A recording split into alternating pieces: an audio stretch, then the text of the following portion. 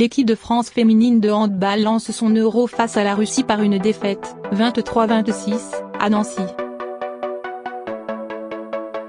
Un an après son titre mondial en Allemagne, les handballeuses françaises ont subi face à des Russes nettement meilleurs. Comme au mondial 2017, l'équipe de France débute la compétition par une défaite.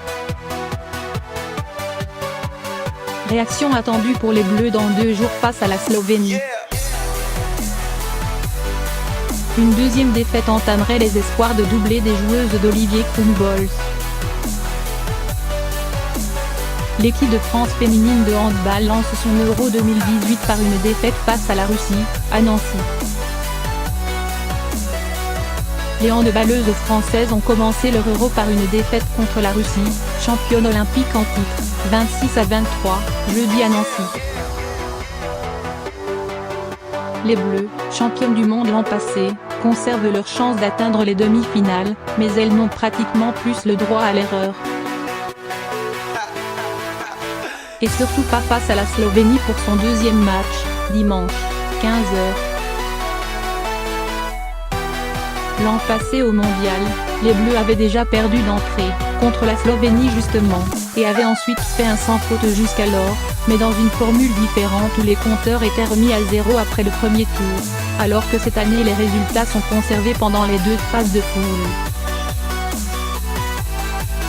Elles rêvaient de lancer leur quête d'un premier titre européen en prenant leur revanche sur la Russie, l'équipe qui les avait privées de l'or olympique en finale des Jeux de Rio. Depuis 2 ans, les Russes avaient été discrètes, mais les Françaises le savaient, elles sont du genre à choisir leur compétition. Orlan Canor remet les Bleus à flot. À part pendant un moment d'euphorie en fin de première période et en début de seconde, les coéquipières de Siraba Dembélé ont couru après le score dans le palais des sports de Gentilly presque entièrement comble. Les 3 buts d'écart de la fin étaient déjà là au tableau d'affichage après quelques minutes, quand les Bleus étaient menés 5-2 à cause de trop nombreuses pertes de balles. Tout n'a pas été à jeter dans leur match. La performance d'une joueuse comme la toute jeune Orlan Canor, 21 ans, qui a remis l'équipe à flot en première période en marquant 5 buts sur 5 tirs, laisse de l'espoir pour la suite, comme les bons passages défensifs de la première mi-temps. La Guadeloupéenne a terminé meilleure buteuse française avec 6 unités, devant Alison Pinault, 3, et Siraba Dembélé, 3.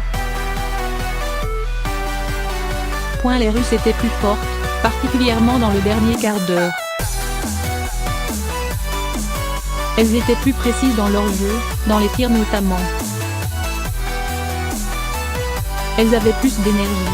C'est une équipe qu'il ne faut pas laisser jouer et nous n'avions plus la force pour leur poser des problèmes avec notre défense sur la fin, a commenté le sélectionneur Olivier Krumbholz, notant tout de même les progrès de ses joueuses par rapport à la Golden League le week-end dernier. Les Françaises avaient terminé leur préparation à Oslo par une défaite contre la Norvège, un autre des grands favoris pour le titre avec la Russie. Nous allons nous remettre au travail, a dit l'entraîneur.